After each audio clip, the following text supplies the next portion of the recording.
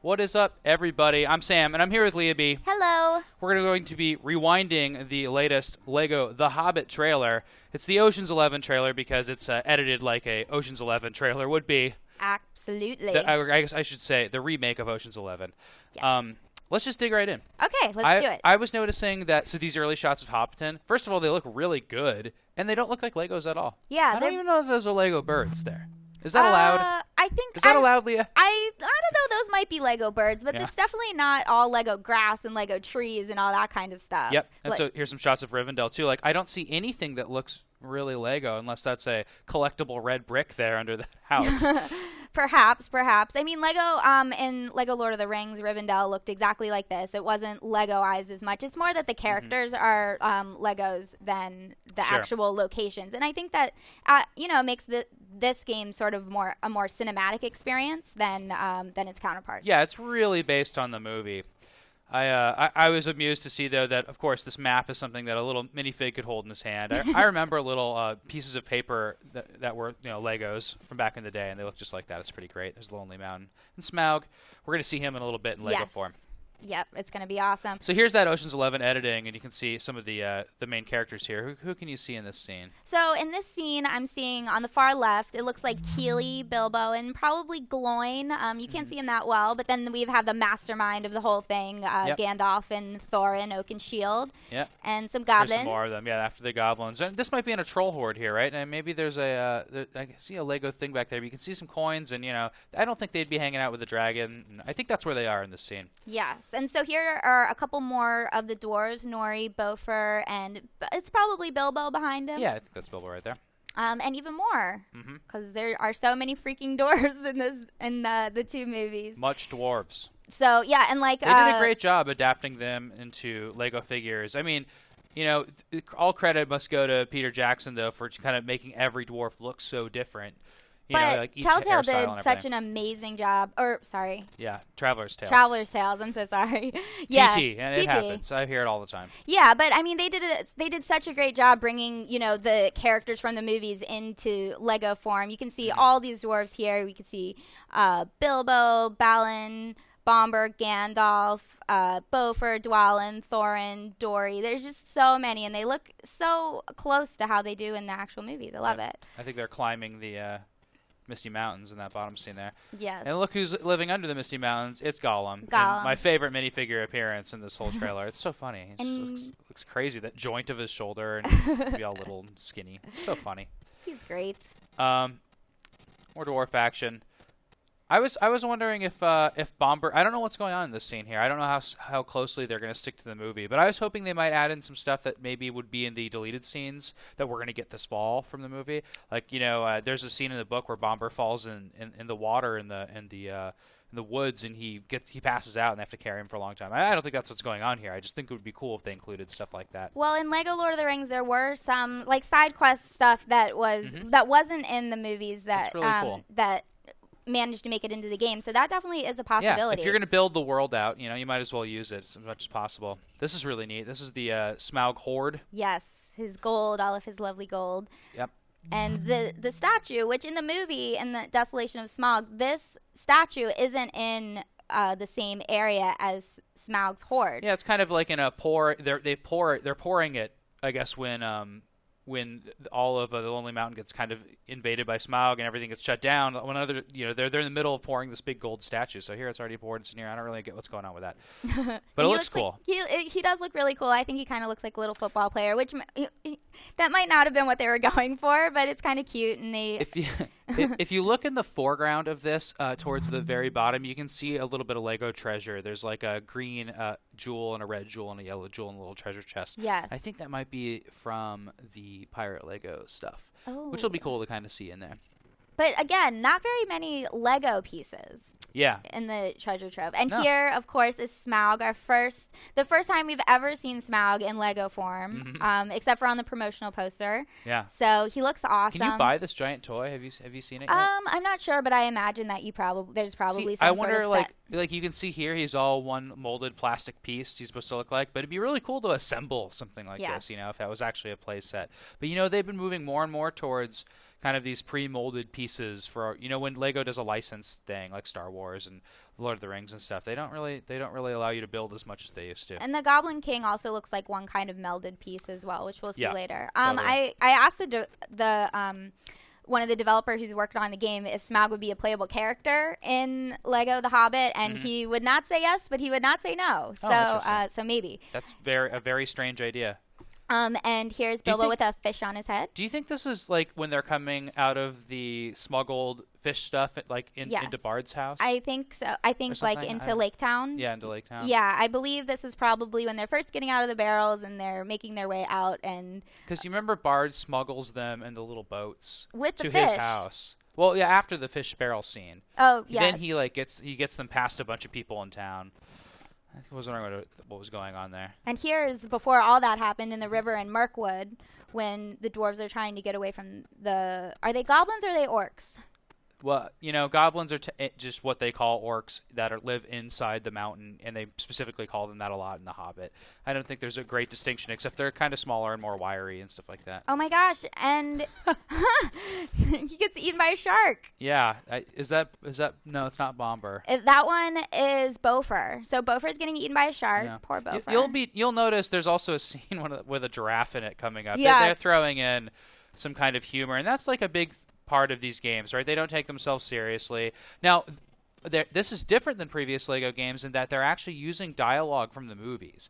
They don't have them just emote everything like they did in the early Lego games. And that's kind of a trend that's been happening in the last few Lego games, is that they've been voiced. I sort of like the trend. I think it's good, and I also like in this scene in particular. This is where they're infiltrating the Lake Town the armory. Yes, yeah. And I really like this dwarf here, Dwalin, because in the movies he has a lot of tattoos on his head, but here you can kind of see that they also tried to recreate those tattoos on his little bald Lego head, which is funny. Yeah, it's funny. I think that's cool. And they're getting all equipped up now, ready for adventure. That's cool to slow down. I like that. All right, I'll stop doing that now. You can see Bofur's carrying his weapon of choice, a large ladle. Yes. I thought this was interesting because, and this is really nerdy, but Gandalf's sword here is glowing, and it was made, by elves and stuff. And he has I don't remember. I think there was like a thing where it doesn't glow in the movie, and it was kind of surprising. But Thorin's shield or sword is also glowing as well in the back. You can see him. So, and here's the Goblin King who we were mentioning earlier. He looks disgusting. That's very silly. And so we're already seeing scenes from both movies, right? And this game only covers the first two of the Hobbit movies. It's not going to cover the third one, right? But it's both of those, right? So they're going to have that's a lot of storyline to work with. And then so that last scene was kind of a riff on the amazing Yen from Ocean's 11, who was the jumper. Really? And that's great. I would assume so. Yeah, that's definitely what it is. I just didn't put that together. and it's Gandalf doing his like best Yoda impression, where he's actually like kicking butt. Well, I think that one is glowing. Being all acrobatic. No, that's Gandalf right there. No way. Yeah, totally. That's a dwarf. Oh, is it? Oh, maybe you're right. Oh, yeah, that's right. Yeah. Or maybe that's Balin. So one of the things in the new Lego game is that you can kind of like team up with another dwarf in order to execute some stronger attacks. So this is an example of that. And we'll see a lot more of that later on. I'll make a note of it. Yeah, I mean, that's something that Peter Jackson really played up, that the dwarves are really good at kind of uniformly, like almost like ants, like carrying out a task together. Like separately, they're kind of awkward and not that great, but when they work together, they can clean a kitchen or they can kick butt. Yes, exactly. And it works so well in the game. Mm-hmm. So here's another dwarf, Ori. Or is that who it is? Yeah, Ori, and he's the shooter. Yeah. So he has the little slingshot, and it's super cute. And his little bowl cut. So there's a lot going on in this scene. Look, he's shooting at targets back there. Yes. So is that a collectible in the game? I don't think so. I think it's just showing that like Ori can hit the targets. That's his power. They have to get through that gate or something. Yeah. So here he goes. Now we don't know much about collectibles in this yet, right? Nope. Other than the fact that there will be just as many collectibles in this Lego game as there have been in others, probably more. Which is more. So many. Yeah, exactly. And here's kind of a classic Lego moment. Like obviously this didn't happen in the movie, but it's sort of like that's how you think it would happen. Is Keely and Feely sort of making their introduction? They're showing up at Bilbo's house, and of course they're they're the I believe the term is hot dwarves Yes. that people have been using. Oh, they're so handsome. Yeah. What handsome Legos. Speaking of which, here's Legolas. Legolas. Yes. Oh boy. And also the first time that we see Toriel, also known as Kate from Lost, in Yes. in Lego form. And she's saving Keely here. Right? Yes. It looks like the Mirkwood Spider Den will make an appearance. Yeah, and of course they're gonna really play up the love between the two. Yeah, with these little Lego stakes. Yeah, see, there's like two types of Lego hearts going on here, and one like must have gone on a staff for some toy, and one I don't even know what the other. Like you can see, like they're made for different sets at some point. Yeah, it's really funny. And I wish I knew personally knew more about Legos myself, but I know more about Lord of the Rings than I do about Legos. He's sad. And then here's a bunch more.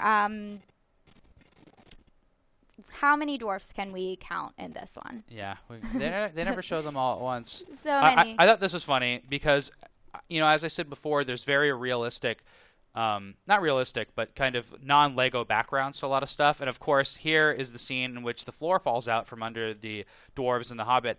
And it's made out of Lego, and it's so obvious from the start, that they shouldn't be probably standing there. And that's a nice touch. Yeah. Nice humorous touch.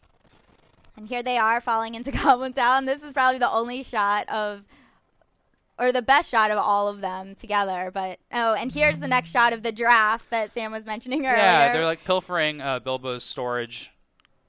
And there was that shark in the earlier scene. Here's a giraffe in the background of this while they're pilfering Bilbo's. It's a huge giraffe. Food stores. How are those dwarves carrying a giraffe? We'll never know, but they're strong and happy. As you can see Bomber with his happy little face in the back. With traditional Lego game humor. Yes, exactly. So here they are again in Goblin Town with their shiny swords. Yeah, and you were saying here they're really showing up this new team-up feature. Can you explain a little bit about what goes on with that? Yeah, absolutely. So basically with the team-up feature... I don't want to interrupt you. Oh, it's okay. Right? This is a flashback, right? So I think this is the conflict outside of the gates of Moria where the dwarves are younger. Because that Mohawk dwarf, of course, is in the prologue stuff in The Hobbit. Okay, yeah. So we were thinking that maybe it's well, you identified one of these characters, right? Yes. So I'm thinking that it's Dory, like a young Dory with perhaps a young Gloin even. Yeah, there is a Mohawk dwarf. I don't know who it is, but he's in the movies, and that could be who it is. My best bet is this looks like that battle that they show outside of Moria. Anyway, so they're going to team up and kick butt.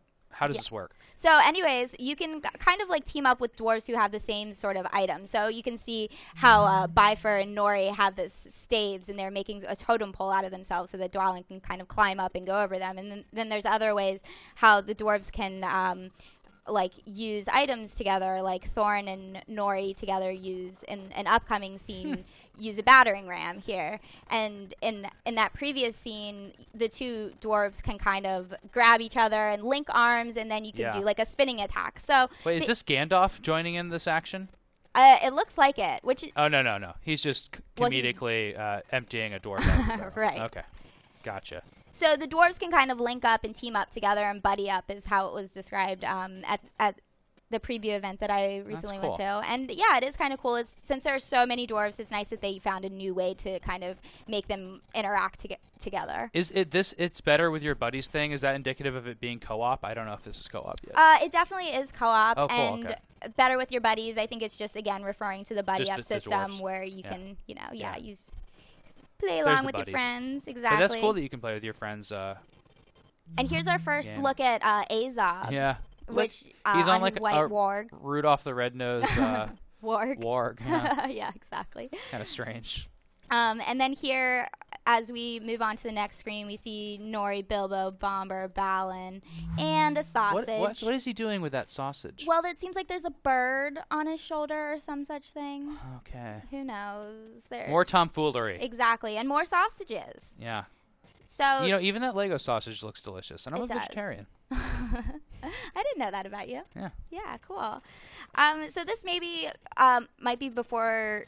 Oh, this is a cool scene. Oh, yeah, we have much discussion about this. Okay, so I have no idea what Bofur and Thorn are looking at here. Now, I can see a little bit more detail on this big screen than what I was able to see before, and you can see there's kind of a pattern on the front of it. Yes. Which really makes me think it's the Arkenstone. See, I was thinking it's the Arkenstone as well, but when does Beaufort see the Arkenstone? Exactly. Or is this in the distant past? Perhaps. No, but I don't know if Beaufort, would be in a scene in the past with that. I'm not sure, so I can't quite figure out what they're looking at in this scene, but maybe they'll like comedically juggle it just out of their grasp or something. But seriously, that doesn't make sense. I mean, Bilbo hides this from them. Yeah, I'm not sure what's going on in this scene. If that is figure it out. an actual Lego that's coming out though, and also we should point out it's glowing like the Arkenstone, right? Yes, it Those makes ripples, sense that it would be the Arkenstone, but it's just from weird the that way it's that they're looking at it, but not Yeah. so much in the sense that from the movies. Yeah, I hope that's an actual toy though that comes out. I think That that'd would be really very great. cool. I remember these the barrels in the background. The little barrel that was a Lego toy I had when I was a kid too. And But look not at the little barrels. smile on Balin's face if you go back at the very bottom of the screen. You can see he has a little grin Where? when he's just right in the bottom barrel closest to us. Oh Just boy! looks like he's getting excited for the ride. And of course, there's our hero Bilbo. Mm-hmm. I think that brings us to the end of this Lego The Hobbit trailer. Again, you can watch our previous Lego The Hobbit rewind that we did, I would say a few months ago, and compare notes because we talked about a few of the same things, but there's some cool stuff in that one that's not in this trailer. Yeah. So go ahead. And also, if you want to learn more about the Buddy Up system or Goblin Town, check out my preview on ign.com. Yep. And for much more The Hobbit coverage and everything Lego, please come back to ign.com.